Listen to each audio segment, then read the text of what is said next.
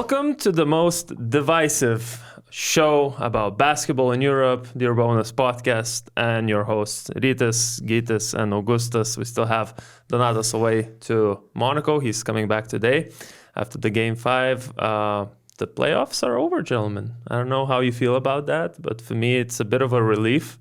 3 weeks of non-stop basketball. I'm sure my girlfriend doesn't like me anymore, because every evening I spent watching basketball. I haven't done that before. I'm not sure if you guys are used to this, but this was a bit too much for me to follow 3 series closely, take notes, and try to, have some insights on every single game.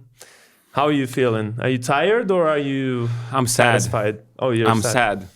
I'm sad that it's over. The only 2 weeks when basketball is actually relevant in Europe, and people are closely following, people are really into the series, and just like that, I don't know, these 2 weeks to me flew by, and now we're only 2 weeks away from the Final Four, but it's going to be over in like 3 days. So I'm a bit sad. I don't know about you, Rytis.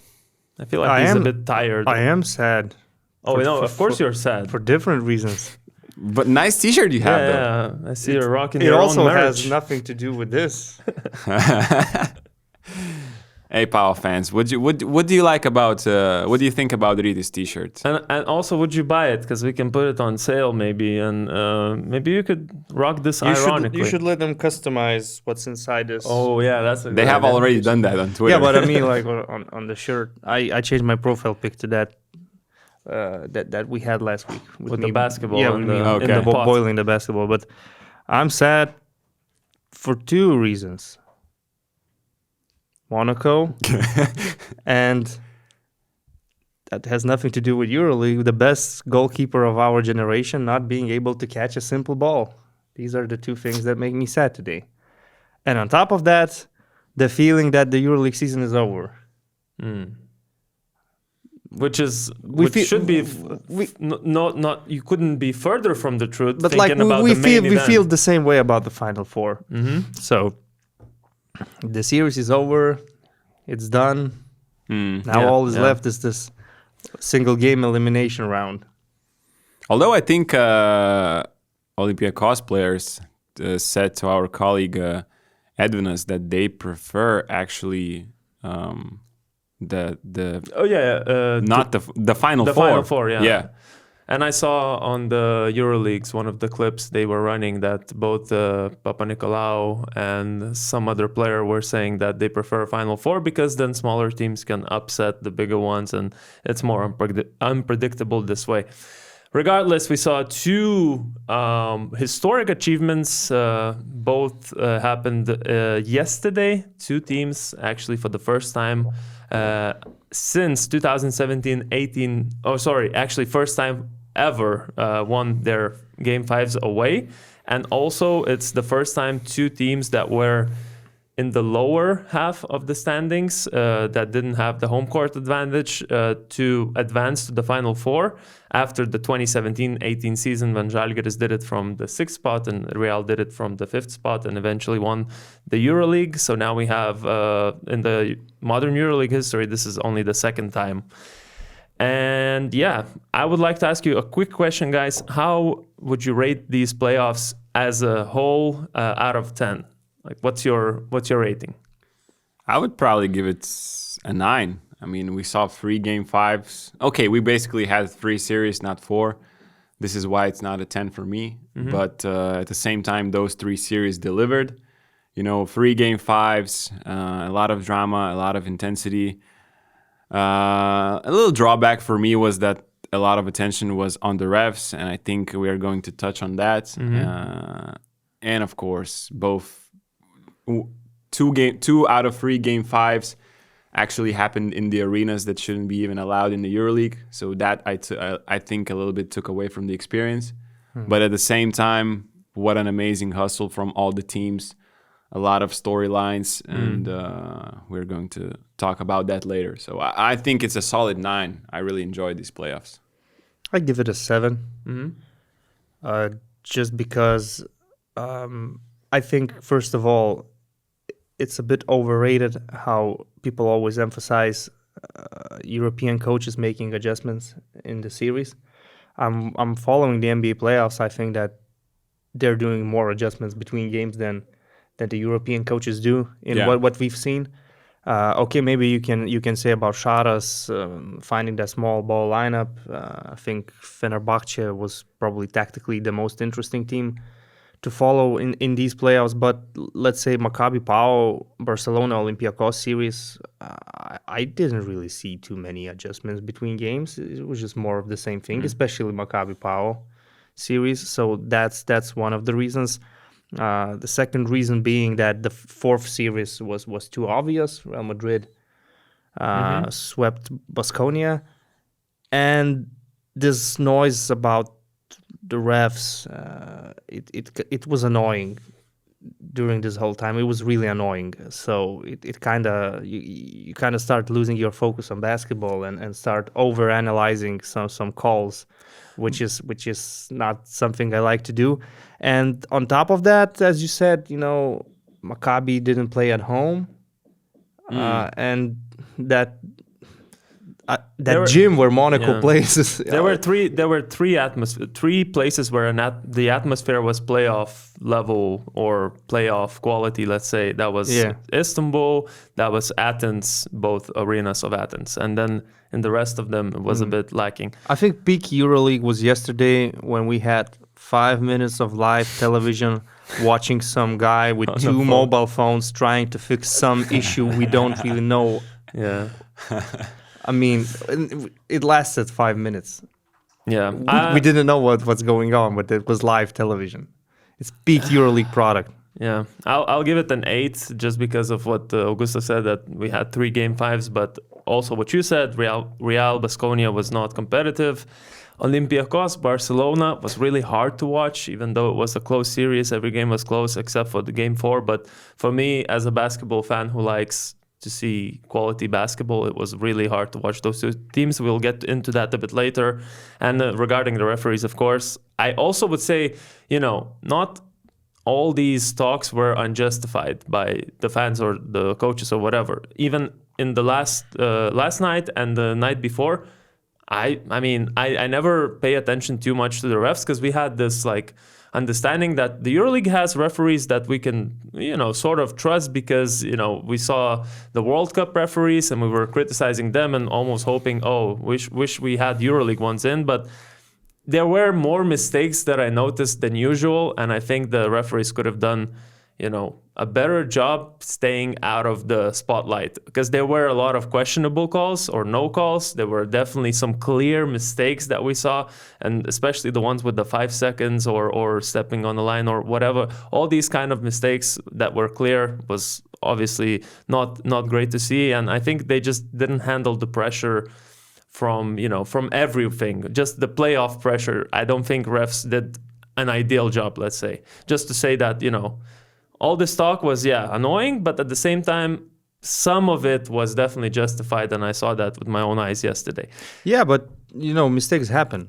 As someone who wanted badly to see Monaco in the Final Four, I could be sitting here complaining, let's say, about Papagiannis kick ball or a potential offensive foul for Nick Calathes setting that screen in the end of the overtime, but I don't really care about that. It's just, refs make mistakes.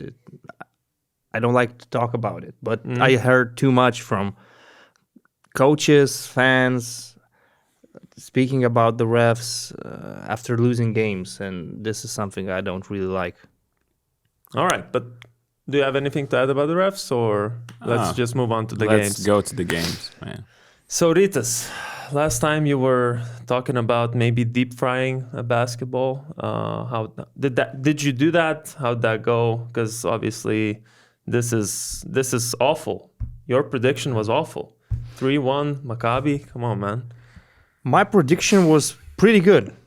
No, I'm kidding. You actually predicted it right. You said if they do it in Belgrade. If they don't, it's 3-2 Panathinaikos. But nobody hears that. And he thought Wade Baldwin, one of the best EuroLeague players, is not going to be hurt for the most part of the series. Look, Maccabi without Baldwin, leading series 2-1, game 4, up 7 with 5 minutes to go. Was I that far away from getting it right? I don't think so. You weren't, But man. I thought that there's no chance for Maccabi to win Game 5 in Oaxaca, and I was actually surprised they were hanging in there for 3 quarters. Yeah. I was really, really surprised about that. I think you said they will need a miracle. At some point I did. He and said, I I said, And I was like, you don't need a miracle. Like Yeah. Maccabi know what they're doing, and they were actually pretty close. I think just the fourth quarter, the ball pressure, it was just too much for them to handle, and you're just playing with one ball handler. Yeah. So it's so hard to carry on for 4 quarters. And those role players of Maccabi, like Tamir Blad, John D., Jay Cohen, they did more than you could ask from them. I mean, if you're a Maccabi fan, you should be so proud of this team, of their effort. They were battling through adversity. They lost their best player in game 1.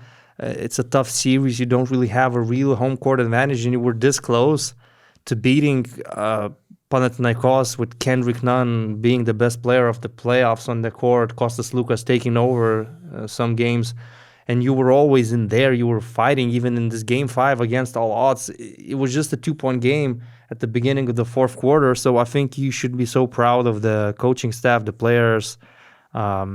Maccabi didn't look like a 7th seed, honestly. No, and it was you mentioned the ball pressure.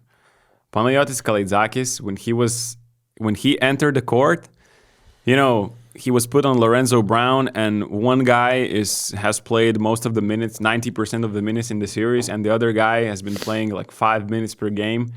And his energy was something, the top of the top of the top level of energy you could actually see. Lorenzo Brown still got 13 points in that fourth quarter, just as Kendrick Nunn did.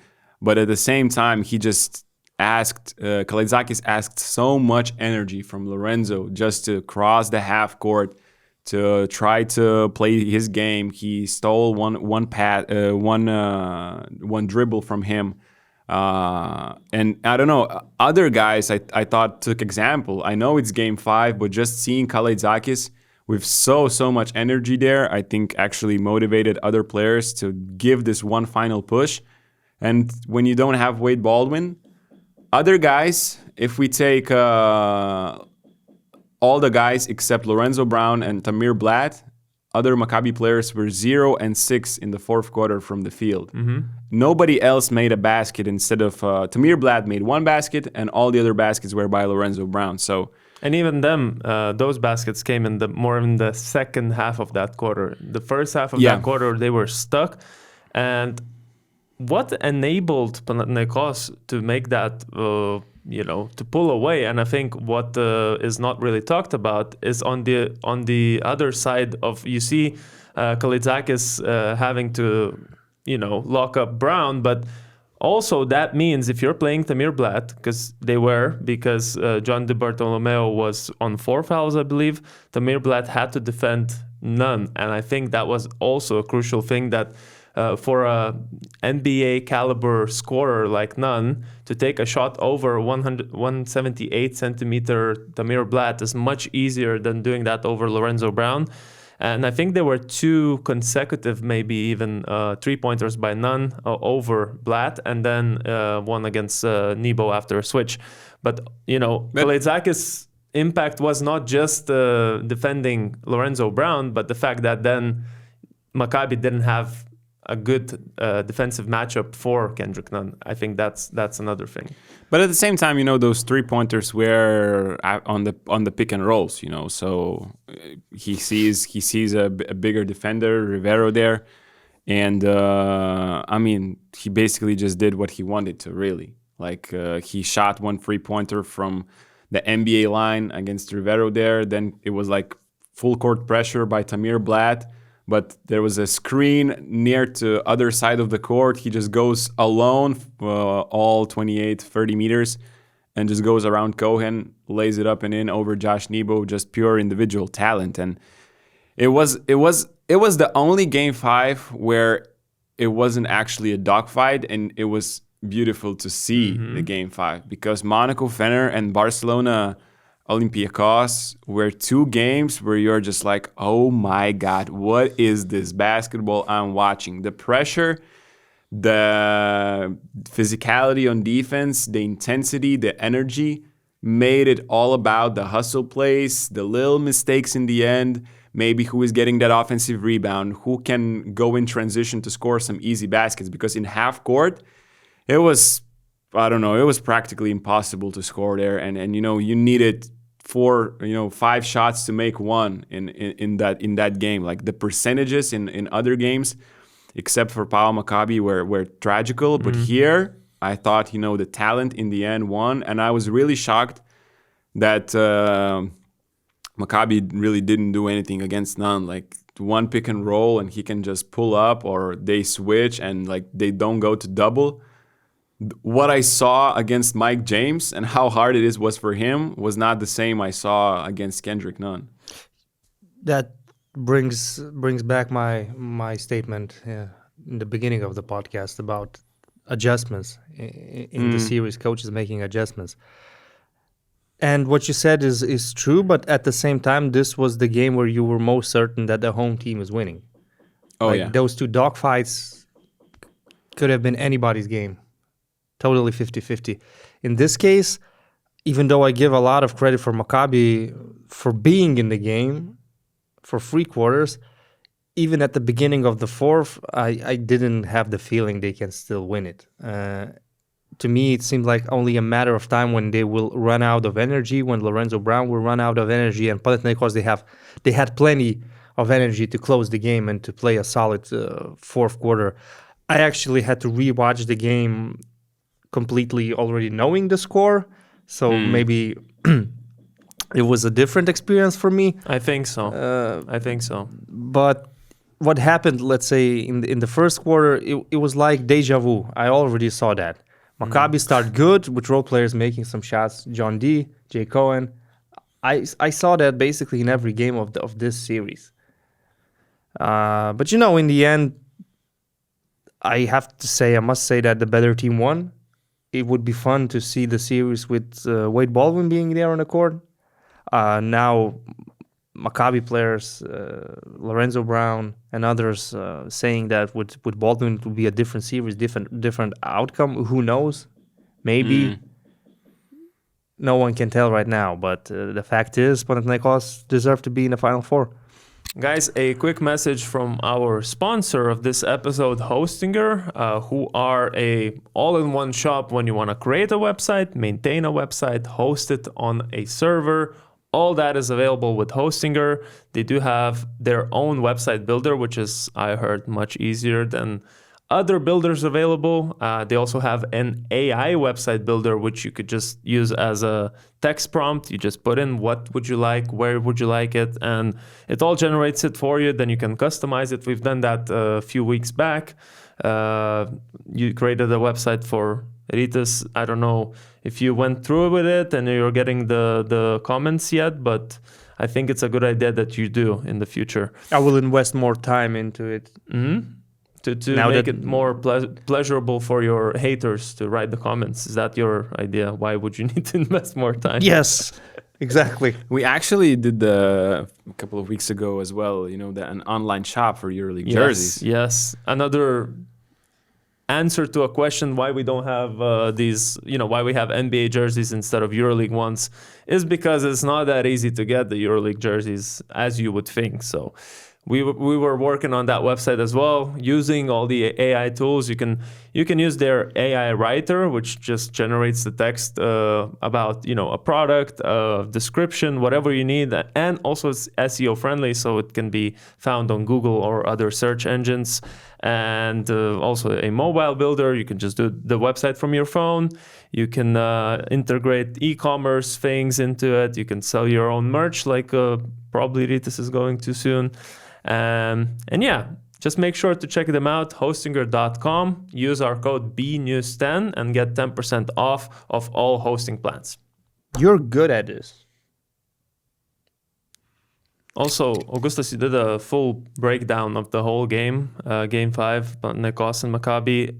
what other things did you see? Because for me, obviously, one of the narratives was Matthias Lesort and his free throws. And I didn't mention those in the breakdown. Yeah. So I was wondering, do you think? I mean, it's easy to say now. It was a good strategy for Maccabi to do that because he basically 11 points missed off the free throw line. Although they didn't do like a hack a shack like Rytis mentioned. No. It was just whenever he got the ball under the rim, they would just go for it because, that was a better, percentages-wise, that was a better option than letting him lay it in or dunk it in. What other things do you think were the key in this game for Panathinaikos besides Calathes in the fourth quarter? And in general terms, what did you see? I thought, some other guys stepped up because, you have Juancho off the bench, I think, with 11 points. He played only game 1 and game 5, and that was huge. I mean, he scored 6 free throws, so only 2 field goals, I think, out of 7, but those 2 were pretty important. Just to have other guys that make shots, because this is what Maccabi asks from you, the way they play defense. One funny thing, I think, was that Panathinaikos actually used Maccabi's set to start the second quarter. So Maccabi had this set the whole season, like end of quarter play. And they ran it 2 times in the game 3, and I mentioned that, in a row, and they scored both times. And Panathinaikos were like, what if we did the same in game 5 after timeout play? And Maccabi has been practicing this play for the whole entire season, and they couldn't defend it. Like Tamir Blad got lost, and Kendrick Nunn was wide open for a 3-pointer. So for a spot-up 3-pointer, that's the easiest shot probably you get in these playoffs. So I thought that was a funny situation. I thought what Rytis said in the beginning of the game, why Maccabi got off to a good start, just Kendrick Nunn and his defense were not at 100%. He was a little bit chilling out there on the court.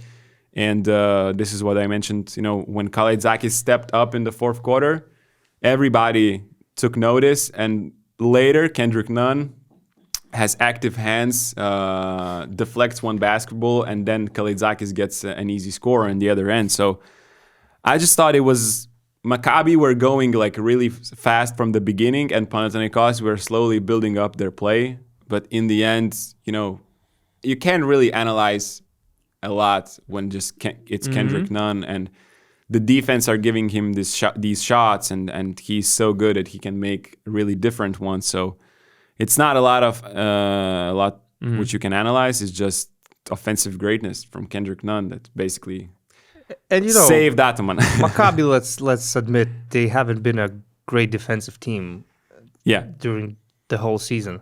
So you don't really expect them to all of a sudden become a great defensive team in this one game. Although the effort was there, I think you cannot really complain about the energy, the effort they were fighting.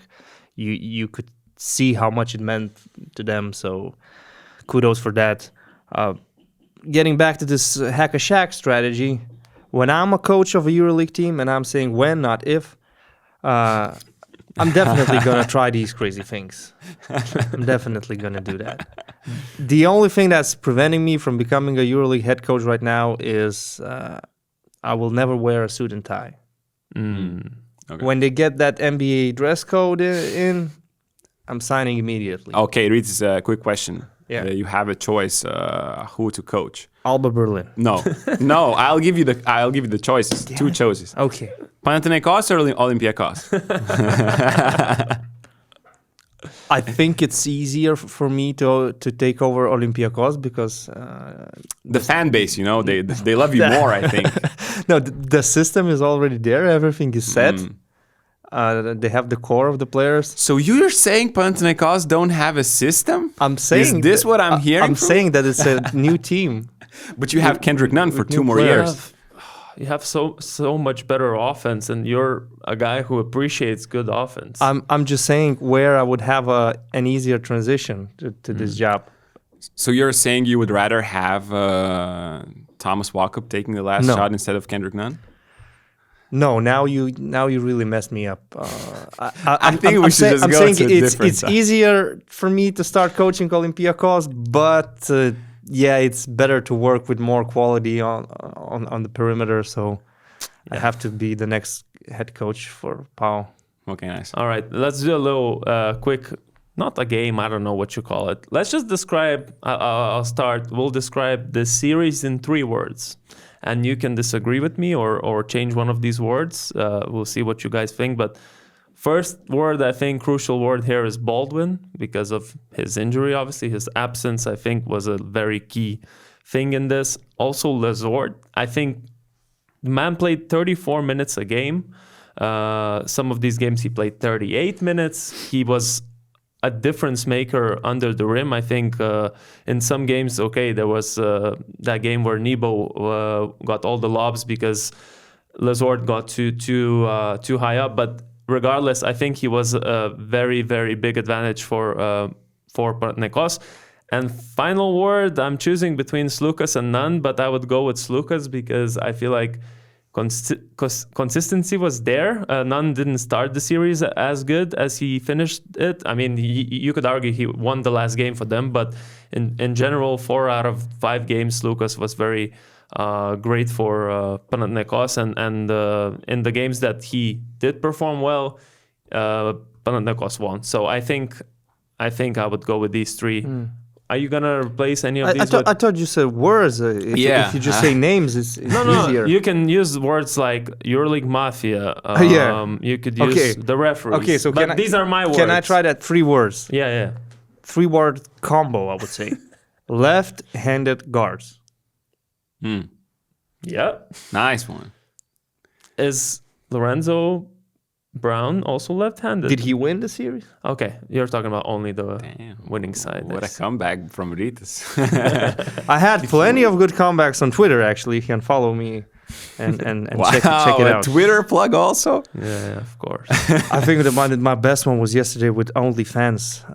Some guy wrote me, you should become an Ollie fan. I said I will become an Only fan. Yeah. I don't even know the 3 words about this series. Okay. I don't know, but you got nothing. Yeah, okay. Go on. I'm still thinking about Rytis Twitter. Okay, now I'll get something off my chest. I don't ever want to see a series between this Barcelona and this Olympiacos. These 2 ultra defensive teams that basically make the other team lose all the confidence in shooting, and then if the shots they do get off, wide open, they don't make them. And man, I don't know. Someone said on our Discord, one Olympiacos fan said, somehow every game of this series became harder and harder to watch. And I agree 100%. I mean, last game was a blowout. That was not very interesting. Again, we got someone trying to get into the studio, whatever. But and then this game, I missed the first half because I was watching the overtime of Fenerbahce and Monaco. But then I rewinded it right away and I realized maybe I didn't miss so much. You shouldn't have done it. But to your point, why every game was worse? Because both teams are defensive-minded ones. And when you play a game after game after game after game, you just know every move that other team is going to do, and there is not enough offensive talent to actually overcome it. So it becomes like a dogfight, just hustle plays one after the other. And basically, when Barcelona was able to get in transition, like when Olympiacos defense is not set up, then they were able to score because, as I mentioned, like in half court, every 5th shot was being made by, and the graphic, I don't remember if it was after the 3rd quarter or earlier a bit, but it said the shooting percentages for both teams, and they were like 26, 23, 22, 27. I got after the 1st quarter. I wrote it down because when I saw it after watching the 1st quarter, I don't know what I was watching. Barcelona, 22% from 2-pointers, 25% from 3-pointers. Olympiacos, 25% from 2-pointers, 17% from 3-pointers. Nice. Question to you guys. Is this Well, and obviously all the turnovers as well, because there were many again on Olympiacos side, 16, Barcelona 13 after the game. But is this due to these teams being so good defensively, or what I believe a little bit more, they were just missing some, shots they should make, and also some of that offense I saw was very like the half court offense was very static. They were standing around, not really. I don't know. What did you think was the reason to see these numbers and such a ugly game to watch? I think both, because in the beginning, both teams were playing really slow, and I don't understand that. Okay, Barcelona played a little bit faster, and this is why they had the advantage for 3 quarters. I thought both teams are playing slow, and why are you doing that in Game 5 when you're not going to get a good shot in half-court basketball? And Barca were scoring because La Provirola all of a sudden is the only guy on the court who can improvise. So he's like pulling up in the transition 3-pointers or just attacking early, just thriving in chaos. And Olympiacos, their system is great. But when everybody knows your system and when it's Game 5 and you're playing slow, you're just living on basically random shots in the end of the shot clock. And I thought the Greeks did a bad job of getting the ball inside the paint to Mustafa Fall and Milutinov, where they had a lot of success in Game 4 and earlier in the series. And that's why you have these terrible percentages. And after 5 minutes, I think the game was 2-2 or 4-4. Something like that, yeah. It was really unwatchable. But at the same time, like Ricky Rubio, for example, in his defense, he that was was trying crazy. to not just steal all these balls that he did, but also the Defensive Player of the Year award from Thomas Walkup. For one game. One game, he was just on it. Like, on all these steals, all this hustle. I was very surprised to see Ricky Rubio doing that. Like, that's not the guy I would think of, I mean, he was always great defensively, but just from this game, I was watching the game with my friend, and he was like, you could make defensive highlights from Ricky Rubio that would last like 3 or 5 minutes only from this game and show it to kids, because his energy was unmatched. He was all over the court, so many deflections, so many steals. It was so hard for Olympiacos to do anything. I think it kind of matches your mood that while talking about the series and how tough the game was for you to watch, you had circular saw sounds in the background. See, that's Rita's input on this series. No, I have to be honest. I've been following this series, but Game 5, I just didn't have the time to watch it, so I don't have any takes. I can just congratulate Olympiacos fans on making it to the Final Four. Did you congratulate Panathinaikos fans? Because I don't think you did. I said they were the better team and they deserve to be in the Final Four. And congratulations to Panathinaikos Congratulations fans. to all fans that are traveling to Berlin and to support their teams. But why I wanted to say congratulations to Olympiacos fans is because I had this one Olympiacos fan texting me on Instagram after they lost Game 3 that he's so sad, that history is against them. No team has won away ever a Game 5 in EuroLeague, and I just said to him, just continue believing in your team, because I believe that this year it will happen that away teams might actually win in Game 5. So that happened. It still was a really tough game, a tough win for them. But I think Olympiacos is all about grinding out those tough wins. Like their history is based on that. Yeah. And 6 after the third quarter, the 3-point percentage together was 6 out of 38 for both teams. Yeah. Quality basketball. More bricks towards the Familia Sagrada church. Yeah, you could have came up with something else. Yeah, I know. There's no using I that. can use the same one many No, I times, mean no? using the same joke in back-to-back podcasts. It's not a good look on you. I mean, It's happening you're back to better back. than this. Okay, you're better than this. But okay, we'll talk about the same guy again. They should actually build a new basketball arena. Okay, With those bricks. He's better than because me. when we mentioned the bad venues for EuroLeague playoffs, I didn't mention Palau also. Yes. Did you see that funny episode where a couple of Barca fans at the end of the fourth quarter in that close game were looking at their phone, and they were obviously looking at I saw football. that. I actually noticed that. The Real Madrid thinking- second goal that was checked, And then that was their reaction was on TV, how they reacted to the goal being given by VAR. Yes. And at the same time, this Olympiacos run happened of 8-0, I think, at the same time. So And this run, once again, gotta talk about Shack Attack, McKissick, who 2 3-pointers, 1 layup. I think the first 3-pointer was actually their first lead of the game, which is 69-67 or something like. Well, I don't remember the score, but what 69? Not 60. Like, they barely scored 50 points in that game. Maybe 59, 69, 67. They should have 47. Sorry, They should have played 8 quarters for that. Point being, it was sorry. him again taking over and actually initiating that run.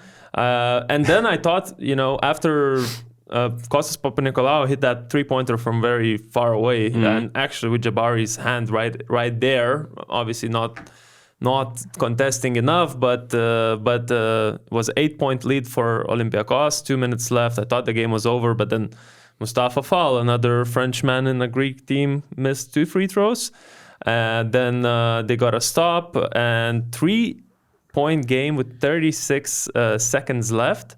And then Barcelona loses the ball. Shaq McKissick, basically a game-winning steal to add to those 8 points that he scored. And then after that, that moment where Barcelona doesn't foul doesn't foul the whole time because Milutinov got the ball right under the rim, finished the game essentially. I don't know if that was another brain freeze. We had one of the titles of the podcast, Brain Freeze in Piraeus. I think this was another one because you're 3 down, you got 27 seconds left, I think. You're going to have only 3-second difference. You're not fouling, Olympiacos players. I don't know what that was. I'm not sure, but I just wanted to go back, I think, to the most important sequence that you mentioned when they first got the lead. I think, who could have thought that both Game 5s are going to be decided by guys who are basically, thought of as non-shooters from... and missing other teams Yeah. are daring them to shoot, let's put it that way. I mean, Nick was... I would say Nick was wide open because of Monaco's mistakes or an uncalled offensive foul. Here was really, risk by Barcelona because Abrines was going under the screen.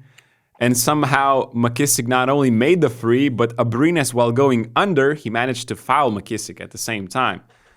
He was looking at the referee like, how can I make this foul? But anyway, it was called. I think it was a huge 3-pointer. One thing you didn't mention, on the other side, Barca tries to score and they're playing this drop defense, Olympiacos. Williams Goss makes one more, I thought, impressive defensive play, just leaving the guard for the last second and going for that lob pass. And just, which if, I think it was Hernan Gomez there. If Hernan Gomez takes that ball or Vesely, it's a layup basically. And Williams Goss just jumped there, deflected the pass, stole the ball, and then it allowed McKissick to score in transition as well. So I thought it was just huge. Barca lost their temper. Jan Vesely was going crazy. Offensive foul. And then Papanikolaou hits that huge 3-pointer. And he also didn't get a foul called against him prior to that foul. Yeah, so that's what I said. That I think he was a little bit out of his temper. And that offensive foul was maybe a little bit out of frustration. It really cost the game, I think, for Barcelona because 8 points in this game was like 15 in a normal regular season match of how low the scoring was. And talking about the end, I thought Isaiah Kanan should have did the shush when he made the 2 free throws in the end. I was expecting, it was the perfect moment. They were +3, you make 2 free throws, you close the series. And I was like, come on, Isaiah. come on, Isaiah, do it. Like, this is your moment. You should do the shush now. Maybe because he didn't have a great game personally, he didn't feel like it. Because the game where he did that, he was balling. Yeah. Here he was, 6 points, 0 of 4 from 3. So I guess I understand. Guys, if you enjoyed this merch that we're rocking, except for that one, obviously, the famous fist by Ergen Ataman, also Nigel Hayes-Davis 50-point game, and a new collection of Final Four merch that is available online with your team colors, the team you support, or all 4 team colors are there for you on a t-shirt, on a jumper, whatever you enjoy, you can have it. Should we even consider this idea of putting a custom message and Rytis holding a sign? I think Panathinaikos fans should answer this question in the comment section, because probably they are the only ones who could be potentially rocking that. Would you like people? Would you, if you saw a person with that, would you be happy to see him, or would you be slightly worried? I don't care about people. I think that's a good quality to have in general. Mm-hmm. I don't really care about Decent quality. Anyways, all this available on shop.basketnews.com. Make sure to check it out right now. Let's do the little game of 3 words. 3 names. Defense. It hasn't been much of a success so far. Let's because try again. August didn't even say 3 words. Hey, come on. I'm just For the introducing for the new first things. series? Why not? Okay. Let's go with defense. Gytis is the innovator. Turnovers. And these are 2 words. Missed shots. These are the 3 words that describe this. You're not perfectly. even good at your own game. Like, Yeah, I know. Man, it's tough. This seat is tough. Okay, let's just go. That Not was 4 beautiful words, basketball. man. Not beautiful basketball. There we grit, grind, and survive. I guess Really, Rytis? I like him a lot. Yeah. Not him. I like You don't his know the choice of artistic words. side of me, man. The autistic side I know very well. Whoa. Oh, damn. I think that was pretty inappropriate, but okay. Whatever. Cool. Wow. Okay. I'm not sure how I feel right now. The transitions from one game to the other today is just... That was offensive. I think you should cut it. No. Okay. Right. Finally, the longest game of the 2 nights in Monaco, longest game 5 of the 2 nights. Again, not the most fun game to watch. I don't know about you guys, but I didn't enjoy that game whatsoever in terms of how long it took. Also because I just watched Owaka being absolutely electric. And then the first game you turn on Thursday is this Défense Roca team. And then It was weird. On Wednesday. No. You said Thursday. Oh, yeah. Sorry. Wednesday. Yeah. Now you're going to get back at me for calling you. No, it's not about calling me. I mean, in general, it's just insensitive to use that. It's a joke. Get over it. You said it, not me. All right. It was weird. I wanted to say about this game was very, very reminiscent of the game 1 where Fenerbahce couldn't score for the first half. Monaco was ahead. Then in the 3rd quarter, there was a comeback. Exactly the same happened. And then it was overtime and Fenerbahce won, but different circumstances this time around. I feel like there were 3 most important moments we should talk about. First one, maybe chronologically, let's go. So first one, I think, was Okobo taking the ball for the last possession. And, 4th quarter. Yeah. Fourth quarter actually both times, but let's say for the 4th quarter one, where he just scored 8 points in a row, he felt like him. And then I just was looking, this whole time I was looking at Mike James and seeing how he's reacting to this. And then also thinking, why is Okobo for 10 seconds just dribbling the ball at the top of the key on ISO and then stepping back to throw up from 9 meters a step back 3 instead of trying to drive in or pull up from that mid-range that he was so successful with. So I don't know. That was James Harden's shot. Yeah. That was James Harden's shot. I don't have a problem with him dribbling the ball for so long, and actually I don't have a problem with him taking a free, because you take what the defense gives you. Driving to the rim, trying to get there in those crucial moments usually is not the best idea. You're not going to get a foul called. You're not going to get a good look at the rim most of the time. So he did have a decent attempt at the game-winning shot. And him dribbling the ball only made sense, because what you want to do, you don't want to leave any time for Fenerbahce. There were 24 seconds on the shot clock and 25 seconds on the game clock. I'm not talking about how long it took him to dribble the ball, but the fact that there was no play or simple pick and roll or anything done for him to create a better shot. That's what I thought. I'm fine with what they did in this situation. We can discuss that it was the wrong player who did it, but I'm fine with what he did in this situation. Again, when I'm coaching a EuroLeague team, I don't want any passes and I don't want any screens. I don't want to be in the risk of losing the ball. It's just dribble the ball until there's 5 or 4 seconds left and go do your thing. If you cannot drive, step back free is fine with me. I don't have a problem with that. The only problem to me is that it was the wrong player doing those things. I'm fine with the fourth quarter one. I'm talking about the fourth quarter. I'm fine that Okobo took that shot in the fourth quarter because he was hot.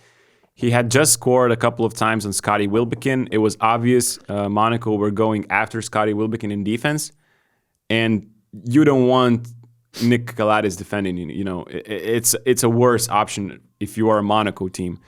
So I don't have a problem with that. I thought Monaco's spacing there was a little bit off. There was why he wasn't driving. There was Marko Guduric coming over to stun from the right side. And I thought if John Brown had stayed in that right side, he could just have pinned his own defender. And I think Alpha Diallo would have had an open spot-up shot for the victory, for clinching the Final Four. Talking about that fourth quarter one. Where I had problem with is the last overtime shot.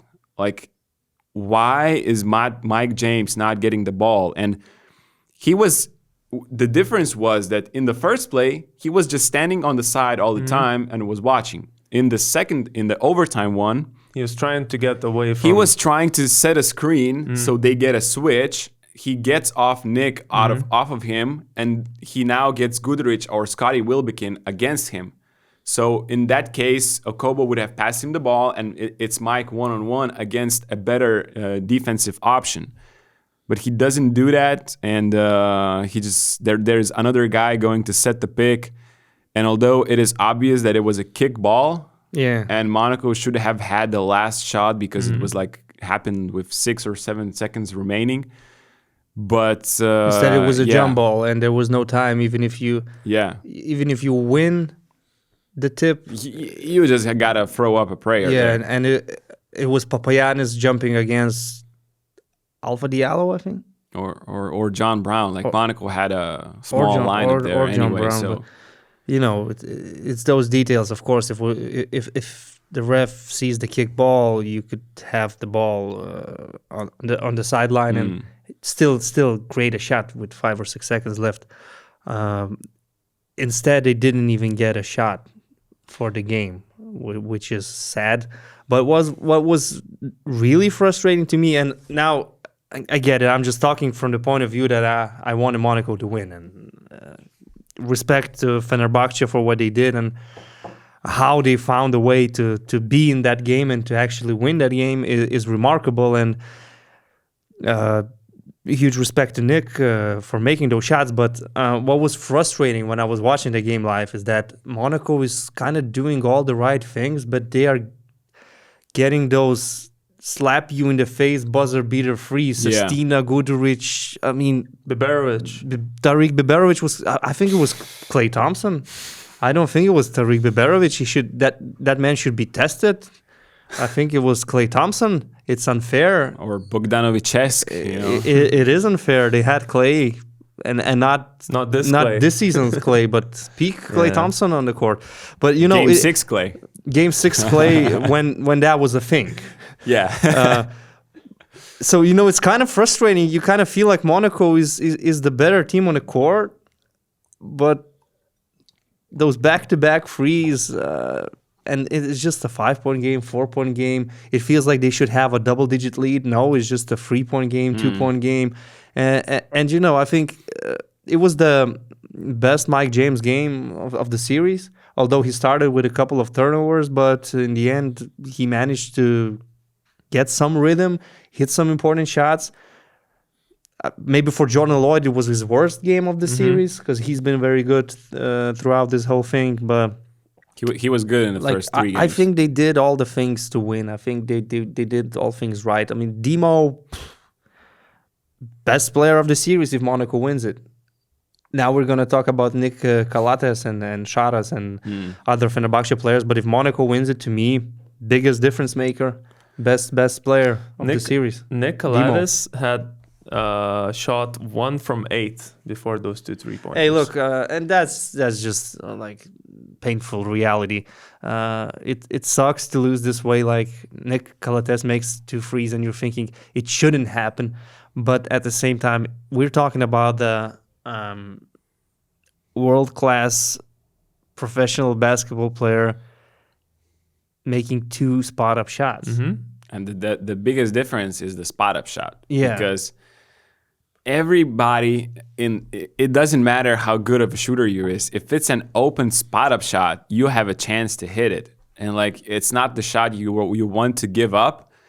And the first one was basically a defensive miscommunication. And you mentioned, like, I felt Fener was better in the whole series, but Monaco was just better in this game, but somehow Fener managed to stay in the game. And then when it mattered the most, Monaco had a couple defensive miscommunications that are uncharacteristic basically to them. First of all, it was Jaron Blossomgame doing the hedge defense when they were actually switching, and Scotty makes that three-pointer off the glass. Yeah. He basically left him wide open because he thought the guy was going to follow when you're basically switching. And then on Nick Calathes' three-pointer, the first one, Mike just leaves him. Nick is going to the corner. Mike just leaves him. I don't know for which reason, because he thinks maybe John Brown is going to take him or whatever. And then all of a sudden, this is Spain pick and roll happening. Everybody trying to switch, but Mike is there to stunt or do whatever. And Jaron Blossomgame is like, "What the fuck is happening? Like, did I switch? Where did my guy go?" And you could see him if you could make a really funny clip out of that. He was like this. He's like this because he doesn't know which guy he's supposed to guard. And Nick is wide open for the three-pointer. He makes it. Sharas said in an interview to Donatas that, Nick is really good on spot-ups. And that's true. He's been shooting like 40% and more than 1 point per possession on spot-ups. And then the other clip, I thought it was an offensive foul by Nick. I think so, but you don't expect those to be called in the end of the game. In a physical series that these two teams had. And And as a defensive player, you cannot risk like flopping too much or selling it too much, because then you're going to be on the ground, and if there's no call, your team is one man down. So in a regular season game, it could be called, and maybe Jordan Lloyd could go to the ground. But in this case, I'm not going to complain about that. Whatever happened. It's impressive how, for example, Scotty Wilbekin is a bit underlooked in this whole thing, but he hit some huge shots. When they were down, when they were chasing, huge shots, the shot clock running out. Just great players doing great things on that basketball court. And even on that last possession where Okobo lost the ball in the overtime, it was Nick Calathes who poked the ball out definitively, and they got the steal. So, I love it that in 2 minute span we had Calathes, and Calathes.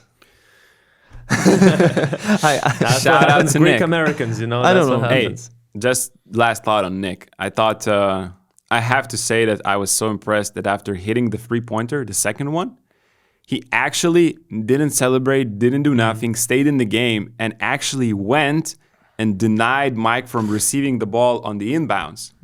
So his teammate did not pass it to him, but passed it to Okobo, and the rest is history. I think it was a slightly overlooked detail. You just hit the biggest shot, one of the biggest shots of your career, and you are like so locked in that you have to deny Mike from the ball. And I mean, we're talking about a guy who Fener said they don't want on their team last summer, and we are looking to trade you. And all of a sudden, this is the guy that plays. He's the MVP of the series with his defense and with his numbers offensively and with the biggest shots. I'd say especially defense.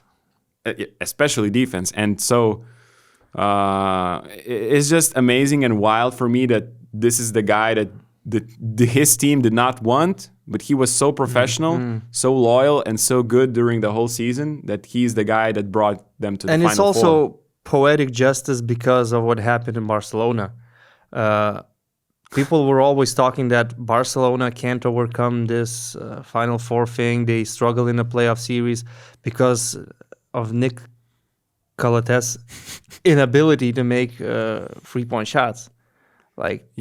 This was always pointed out every time Barcelona have a bad game. Every time they struggle in the series. I remember the series against Xavi Pascual and Zenit. That was the two talking points where Mirotic is not delivering and Nick Calathes cannot shoot the ball. And that's why they struggle, that's why they suffer. And now the same coach, Šaras, wins the series with Nick Calathes hitting 2 back-to-back threes in the overtime. It's like poetic justice. And it once again shows what a legend Nick Calathes is in this league. A legendary player that maybe doesn't have that many titles. He could add some. Maybe even this season he could add one. But we've known him as the best passer in the league for years. We've known him as one of the best defensive guards in the league for years. And when he's making shots, he's MVP. Yeah, I would say also very contrasting emotions at the end of that game. Mike James, you saw an emotional moment from him, also embracing a hug with Nick Calathes. And also on the other side is Fenerbahce celebrating. Šarūnas Jasikevičius completely soaked in water in his post-game comment, let's call it. Same with Calathes. And then I don't know if you guys saw the video from the locker room where Šarūnas said, we'll have to make this trip or this flight legendary and somehow land this plane in Istanbul. And I liked Nick said, he was guessing what's the second half of this, the landing of the plane. He said, and get fucked up. And that was not the thing that Šaras wanted to say, but I enjoyed that. But I think both were right. Yeah, they said both the same thing. They said the same thing, and I wouldn't be surprised they're still probably out. Well, maybe not anymore. Maybe they finished the party a few hours ago, knowing Šarūnas Jasikevičius and his celebrations. So they're still partying somewhere, man.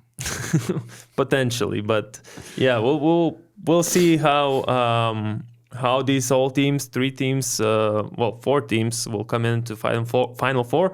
And maybe let's quickly just preview what our feelings are about the Final Four in terms of the matchups. So we'll have Real Madrid facing Olympiacos and Panathinaikos facing Fenerbahce. Not maybe the matchups as much, but are you satisfied with the Final Four, what we have this Final year? Four matchups?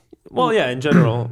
For me, it's like Sorry to interrupt. No. But for me, it's about the fact that we'll have all 3 biggest fan bases possible from these playoffs there. So since we're gonna be there, I think there's gonna be a lot of content to capture. With 3 BasketNews will have some fan zone thing running. Again. Well, we're going full steam ahead with the low fan zone. Maybe not the same thing as in Kaunas, obviously, because it was home court advantage. But we'll do something. Yeah.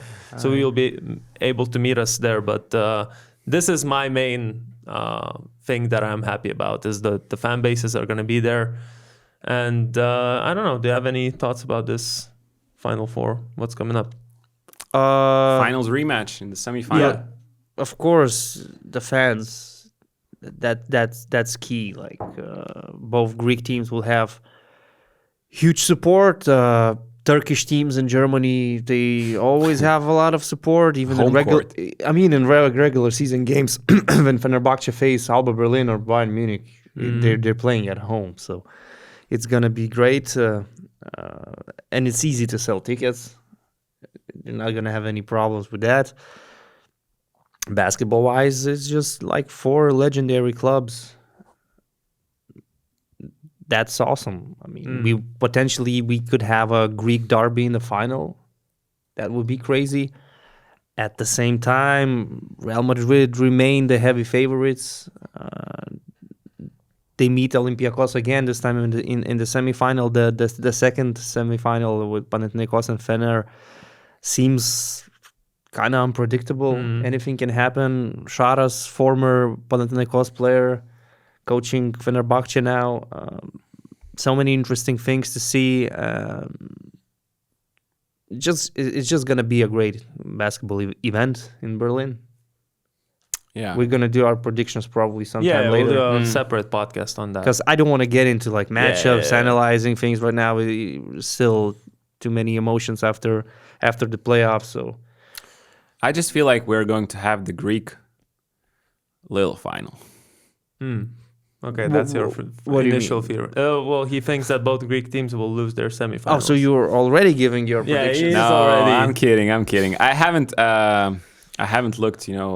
I will definitely go through the regular season matchups to see the main factors and stuff. But to me, obviously, like Real Madrid is the team to beat, and they are from the beginning. They're one level above any other team in these playoffs.